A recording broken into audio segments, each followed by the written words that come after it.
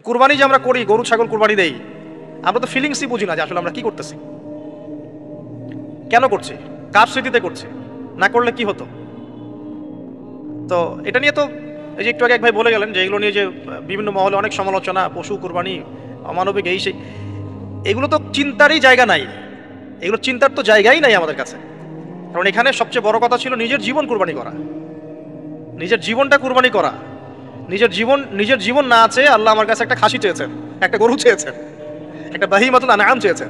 এখানে তো আমার নিজের জীবনটাই দেওয়ার কথা ছিল, ওটা না নিয়ে আল্লাহ পাক বলেছেন যে বাহিমাতুল আনআম একটা দিলেই হবে, তোমার কাছে ওটার গোশতও চাই না, চামড়াও চাই না, কিছুই চাই না, তাকওয়াটুকু চাই, তাতেই এত কথা। এটা দামি বা কত? 10-15 হাজার, বা একটা গরু 50,000, 60,000, 1 লাখ টাকা।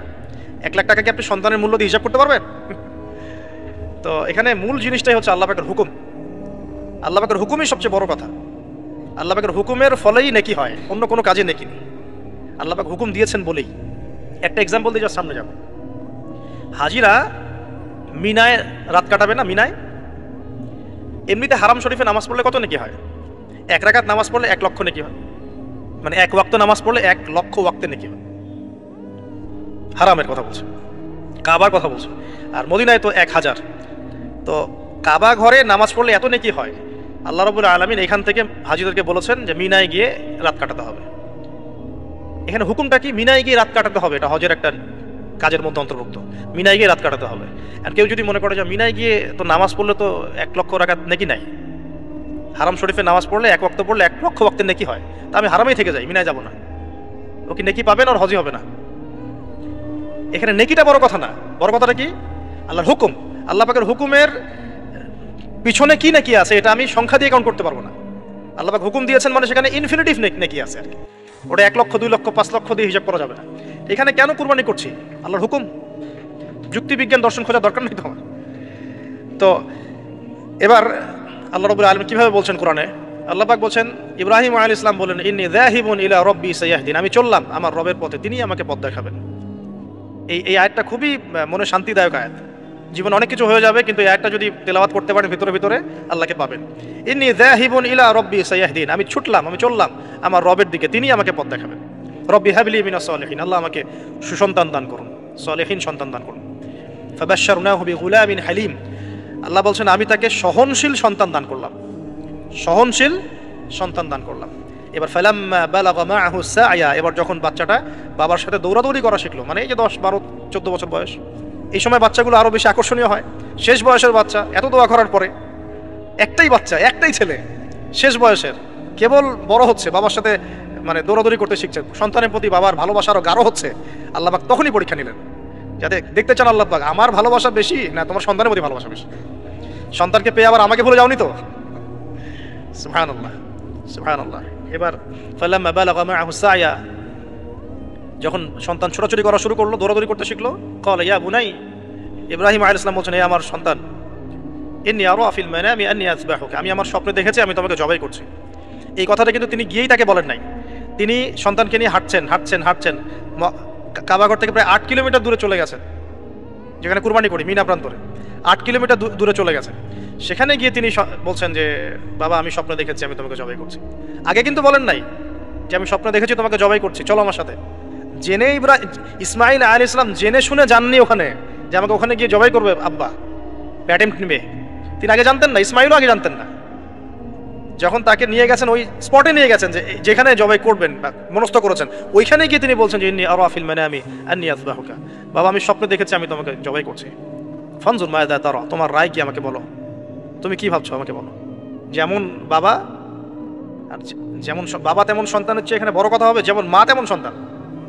কারণ মা বলেছিল এক সময়, আপনি কোথায় যাচ্ছেন আমাদেরকে ছেড়ে, তাই না? মনে আছে? ও আচ্ছা, আল্লাহ আদেশ করেছেন, তাহলে আল্লাহ আমাদেরকে ধ্বংস করবেন না। ঠিক ওই রকম মায়ের গর্ভ থেকে এই সন্তান যে বলছে যে ইয়া আবাতি, হে আমার আব্বা, ইফআল মা তুমার, আপনি করেন, আপনাকে যে আদেশ করেছে আল্লাহ পাক আপনি সেটাই করেন। সাতাজিদুনি ইনশাআল্লাহু মিনাস সাবিরিন, ইনশাআল্লাহ আপনি আমাকে ধৈর্যশীল পাবেন। একটা ছেলে আমাকে দেখেন এই জেনারেশনের, একটা ছেলে যে এইভাবে আল্লাহর জন্য জীবন দেওয়ার জন্য প্রস্তুত আছে। দেওয়ার দরকার নেই জীবন, আল্লাহর জন্য জাস্ট 5 ওয়াক্ত নামাজটা পড়ুক, আল্লাহর জন্য 5 ওয়াক্ত নামাজ পড়ুক, ফজর সহ, ফজর সহ আল্লাহর জন্য রেগুলার তাহাজ্জুদ পড়ে। জীবন দেওয়া বহুত দূরের কথা, এটা হাইয়েস্ট লেভেল, এটা আমি বলতে চাচ্ছি না। আল্লাহর জন্যে কোরআনটা হিফজ করেছে, একটা পারা হিফজ করেছে, বা অ্যাটলিস্ট আল্লাহর জন্য কোরআন তেলাওয়াত করা শিখেছে, জাস্ট রিসাইট করা শিখেছে। আল্লাহর জন্যে মানে কোনো মাদ্রাসায় বা কোনো ওস্তাদের কাছে বা কোনো কোর্সে 6 মাস 1 বছর 2 বছর পড়াশোনা করেছে, আল্লাহর জন্য একটু দাওয়াতি কাজ করেছে, আল্লাহর জন্য একটা বই লিখেছে, আল্লাহর জন্য দিন প্রতিষ্ঠার কিছু চেষ্টা করেছে, মানে আল্লাহর জন্য কিছু করেছে। এই এখনকার যে হিউজ জেনারেশনটা আছে, লাখ লাখ কোটি কোটি ছেলে মেয়ে, এখান থেকে আপনি আমাকে 5% ছেলে মেয়ে দেন, ইনশাল্লাহ দিন কায়েম করে দিব বাংলাদেশ, ইনশাল্লাহ 5% দেন, খালি খুঁজে বের করেন। প্রত্যেকটা ঘরে ঘরে একটা করে ছেলে আছে নাকি যে বলতে পারে যে ইয়া আবাতি ফাআল মা তুমার সাতাজিদুনি ইনশাআল্লাহু মিনাস সাবিরিন? কি শিক্ষা মা দিয়েছেন ছেলে সন্তানকে, কি শিক্ষা মা দিয়েছেন সন্তানকে, কি শিক্ষা মা দিয়েছেন সন্তানকে? আর এরকম মাই বা কোথায় পাবেন এখন আপনি? এরকম মাই বা কোথায় পাবেন? বাসায় বাসায় সব স্টার জলসা জি বাংলা মা এখন।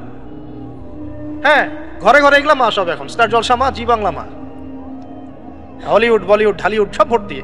এদের তো মানে কি, এদের জীবনটাই পাশবিক, এদের জীবনটাই পাশবিক। এমন মাদেরকে স্ত্রীদেরকে আমরা ঘরে নিয়ে আসতেছি, স্বামীর হায়াত কমায় রেখে দিচ্ছে একেবারে, সারাদিন দুনিয়া দুনিয়া দুনিয়ার দুনিয়া। তো হাজারার মতো মা ছাড়া কি ইসমাইলের মতো জেনারেশন আসবে কিনা বলেন দেখি? হাজেরা আলাইহিস সালামের মতো মা ছাড়া ইসমাইলের মতো জেনারেশন সম্ভব? আর ইসমাইলের মতো জেনারেশন না পেলে বাংলার জমিনে বা সারা বিশ্বে দিন প্রতিষ্ঠা হবে? কোনোদিনও সম্ভব না। তো ইসমাইল আলাইহিস সালামের এই কথার পরে, এই কথা যখন বাস বাবা তো এখন বুঝে ফেললেন যে আমার ছেলে তো যেই সেই ছেলে না, সে আবার ইনশাআল্লাহ বলেছে, ইনশাআল্লাহ মিনাস ফালাম্মা আসলামা ওয়া তাল্লাহু লিল জামিন। আল্লাহ পাক এত চমৎকার করে কোরআনের মধ্যে মানে আয়াতগুলোকে নিয়ে এসেছেন, বালাগাত এত উচ্চ মানের। ফালাম্মা আসলামা, যখন তারা দুজনে আত্মসমর্পণ করলো। কিসের সামনে আত্মসমর্পণ করলো? আল্লাহর হুকুমের সামনে আত্মসমর্পণ। এটাই ইসলাম। ইসলাম মানে কি? এইটা ইসলাম। আল্লাহর হুকুমের সামনে মাথা নত করার নাম ইসলাম। আর আমরা তো প্রত্যেকটা কাজের পিছনে লজিক খুঁজি। নামাজ কেন পড়তে হবে? রোজা কেন রাখবো? যাকাত কেন দিব? তো তোমাকে কেন খুঁজতে কে বলেছে? আল্লাহ বলেছেন তাই করব, রাসূল বলেছেন তাই করব, আল্লাহ নিষেধ করেছেন তাই করব না, রাসূল নিষেধ করেছেন তাই করব না। এত যুক্তি দর্শনের কি দরকার? সব তো আমার মাথায় ধরবে না। এই যে ফালাম্মা আসলামা, এই যে ইসলাম শব্দটা এখানে আছে, ফালাম্মা আসলামা, যখন তারা দুজন ইসলাম কবুল করলো না, এখানে যখন তারা দুজন আত্মসমর্পণ করলো, আল্লাহর হুকুমের সামনে মাথা নত করলো, ওয়া তাল্লাহু লিল জাবিন, ডান দিকে উপর করে কাত করে শুইয়ে দিল সন্তানকে, জবাই করার সময় যেমন করে শুয়াই আমরা, ব্যাস এই পর্যন্ত ঘটনা। তারপরে আল্লাহ পাক বলছেন ওয়ানাদাইনাহু ইয়া ইব্রাহিম, তখন আমরা ইব্রাহিমকে আওয়াজ দিলাম, হে ইব্রাহিম, হে ইব্রাহিম, হে ইব্রাহিম, কদ সাদ্দাকতা রুইয়া, তুমি তোমার স্বপ্নকে সত্যায়ন করেছো, তুমি তোমার স্বপ্নকে সত্যায়ন করেছো। দেখেন, এটা স্বপ্ন, এটা কিন্তু জিবরাইল আলাইহিস সালাম এসে সরাসরি ওহিও করেন নাই, যে যেমন এসে সরাসরি বলা যে আপনার সন্তানকে কুরবানি করতে হবে। কিন্তু স্বপ্ন, এটা আরো বড় পরীক্ষা। কারণ স্বপ্ন, শয়তান ওই সময় 3 বার পাথর নিক্ষেপ করেছে না, শয়তান বোঝানোর চেষ্টা করেছে এটা তো স্বপ্ন, ভুলও হতে পারে, এটা তো স্বপ্ন, মিথ্যা স্বপ্ন দেখতে পারো। তখন তিনি 3 বার শয়তানকে পাথরও মেরেছেন, মনে আছে? ওইটা কিন্তু হাজিরা এখনো করছেন না? দেখেন আরো বড় পরীক্ষা। এখানে কিন্তু সরাসরি জিবরাইল আলাইহিস সালাম এসে বলেন না যেটা করেন, বরং স্বপ্নের মধ্য দিয়ে মেসেজ দেওয়া হচ্ছে। এখন তো আমরা অনেকে স্বপ্নের স্বপ্নের অস্তিত্ব অস্বীকার করি। স্বপ্ন সত্য হতে পারে অনেকেরই, অমুসলিমেরও স্বপ্ন সত্য হতে পারে। ইউসুফ আলাইহিস সালামের ওই 2 বন্দী মুসলিম ছিলেন না, যারা স্বপ্ন দেখেছিলেন যে আমার মাথা থেকে রুটি খেয়ে ফেলা হচ্ছে, আমি শরাব পান করেছি, তারা কিন্তু মুসলিম ছিলেন না। ওই রাজাও মুসলিম ছিল না যে রাজা স্বপ্ন দেখেছে দুর্ভিক্ষ হবে। তো স্বপ্নের সত্যতা আছে, তবে সেটা সত্য স্বপ্ন একরকম, মিথ্যা অলিক স্বপ্ন আরেক রকম। আর নবীগণের স্বপ্ন কি হয়? ওহী হয়। নবীগণের স্বপ্ন এক প্রকার, ওহী হয়। এবার যখন পাশ ফিরিয়ে দিলেন, আল্লাহ পাক ডাকলেন, ফানাদাইনাহু ইয়া ইব্রাহিম কদ সাদ্দাকতা রুইয়া, আপনি আপনার স্বপ্নকে সত্যায়ন করেছেন। কদ সাদ্দাকতা রুইয়া, এটা ছিল আল্লাহর পক্ষ থেকে একটা বড় পরীক্ষা। ওয়া ফাদাইনাহু বিযিবহিন আযীম, এখানে আসছে এটা, ওয়া ফাদাইনাহু বিযিবহিন আযীম।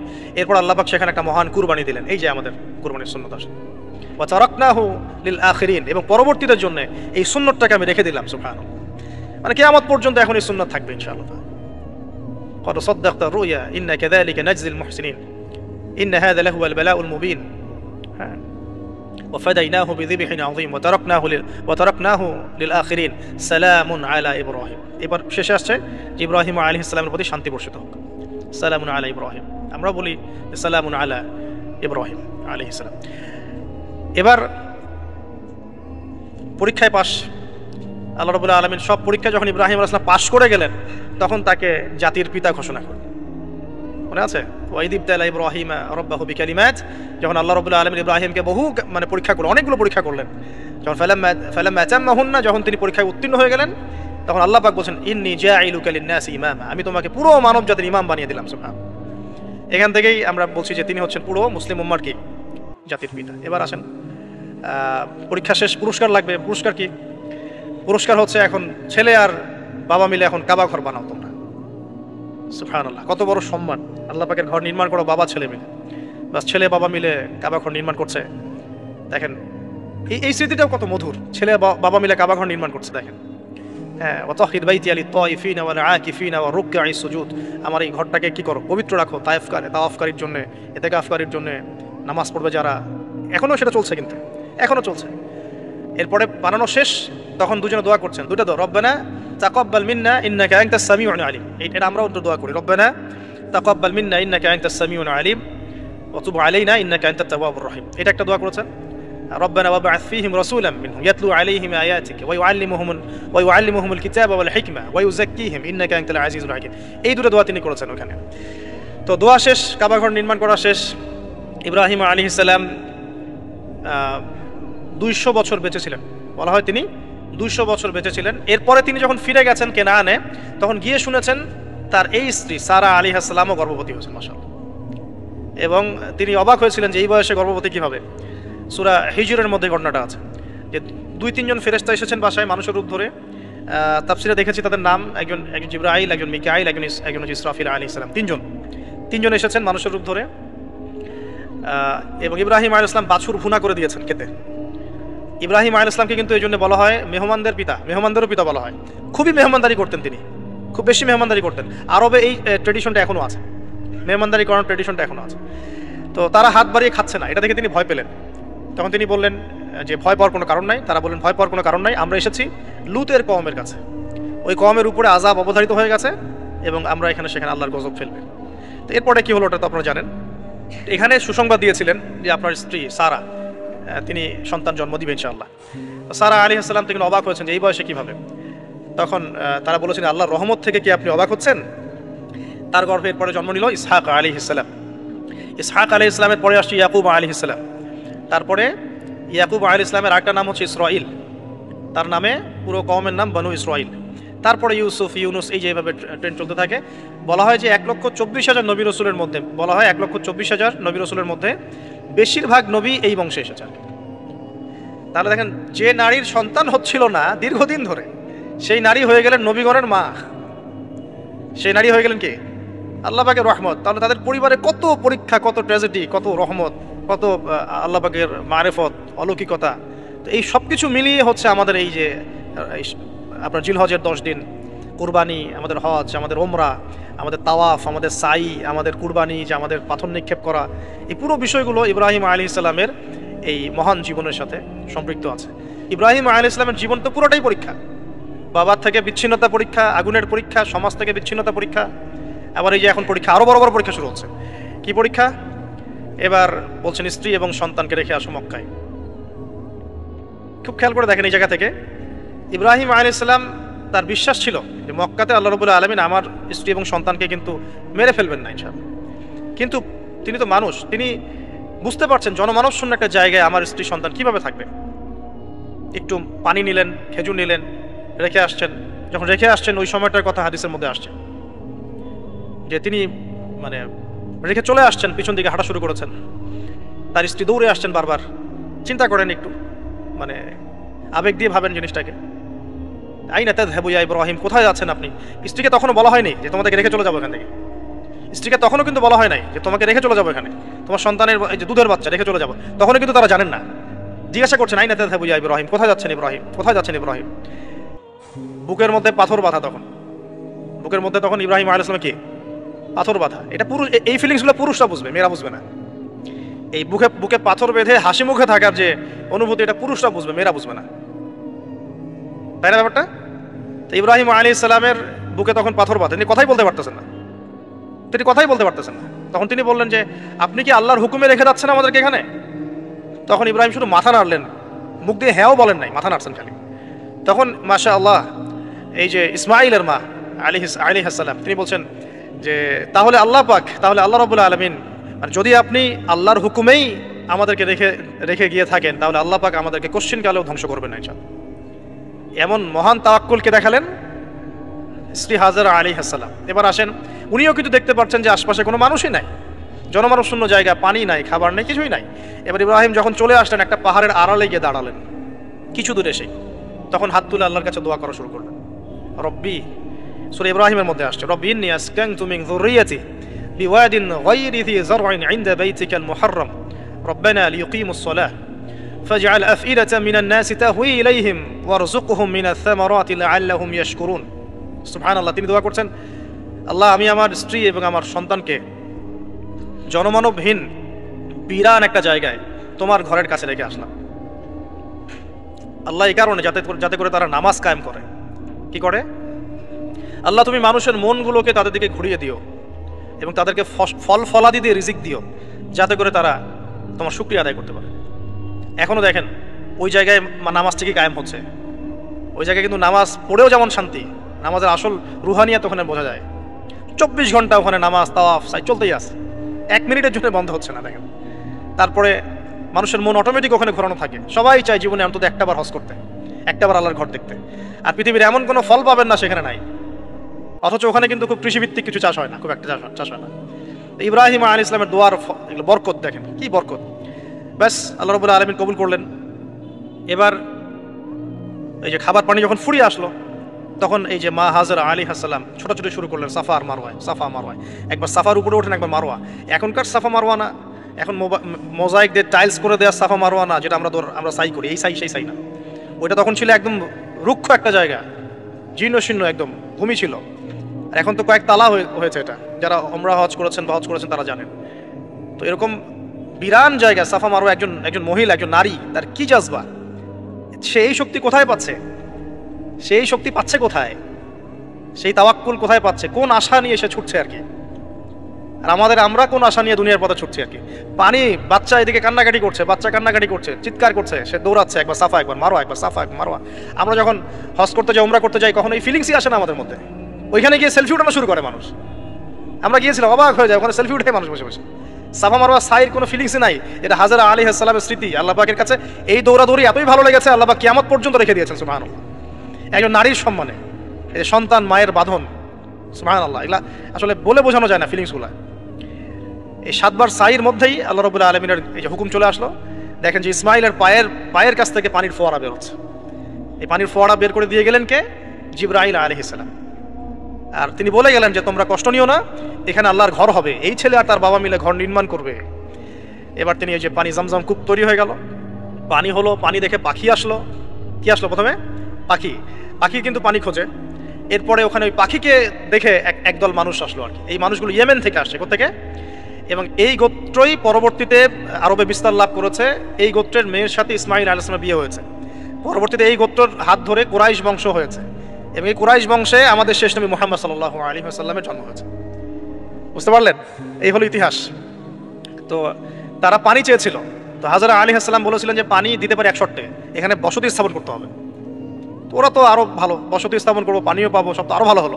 এখানে ইসমাইল আলাইহিস সালাম বড় হন। পরবর্তীতে এখানকারই এক মেয়েকে তিনি বিয়ে করেন, নারীকে বিয়ে করেন। তার বংশতে আসে মুহাম্মদ, তার বংশতে আস্তে আস্তে যে কুরাইশ, বনু হাশিম, বনু মাখজুম, এগুলো হতে হতে হতে মুহাম্মদ সাল্লাল্লাহু আলাইহি ওয়াসাল্লাম কুরাইশ বংশে জন্ম নেন। তাহলে আমাদের নবীর পিতা কে বলেন? ইসমাইল। কোন কে?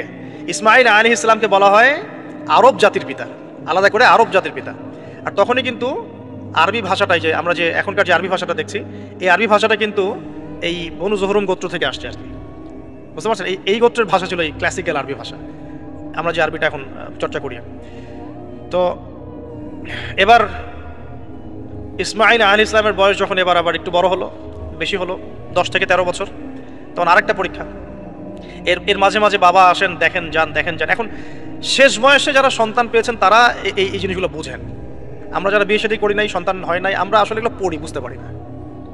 কারো যদি সন্তান মারা গিয়ে থাকে, তাকে দাফন করে থাকেন, তারা এই ফিলিংসগুলো বোঝেন, বুঝবেন। কিন্তু যারা সন্তানের বাবা হই নাই, আমরা মানে আনম্যারিড অ্যাডাল্ট হই নাই, আমরা এগুলো বুঝি না। আমরা এগুলো পড়ি, আমরা এগুলো রিডিং পড়তে পারি। ঠিক আছে? জীবনে নিজের সাথে একটা কিছু হয়ে গেলে সেটার অভিজ্ঞতা আমরা যেভাবে বুঝি, না হলে তো আমরা বুঝি না। এখন শেষ বয়সে সারা জীবন দোয়া করার পরে শেষ বয়সে গিয়ে আল্লাহ পাক একটা বাচ্চা দিলেন ইসমাইল আলাইহিস সালাম, তাকে আবার রেখে আসতে বললেন দূরে। এই বাচ্চা আবার একটু বড় হয়েছে, মাঝে মাঝে দেখা হয়, যাওয়া আসা হয়। এই বাচ্চার বয়স হচ্ছে এখন 10 থেকে 13 বছর। আল্লাহ পাক বলছেন একে জবাহ করতে হবে, কুরবানি করতে হবে। তো ইব্রাহিমের জীবনের পরীক্ষাগুলো দেখেন। এবার এই স্মৃতি তো সামনে আসছে আমাদের। এই যে আমরা সাইর কথা বললাম, এটা আমাদের হাজিদের স্মৃতি। এখন এই কাজ করবেন তারা সামনে। আমরা যে কাবা ঘরের কথা বলছি, এখন তারা সেখানে আছে। আমরা এখানে নামাজের কথা বলছি, তারা সেখানে নামাজ পড়ছেন। এই জিনিসগুলো না জেনে, না পড়ে, না বুঝে হজমরা করতে গেলে স্বাদ পাবেন না, তো টেস্টটা পাবেন না। এখানে বয়স হলো 13।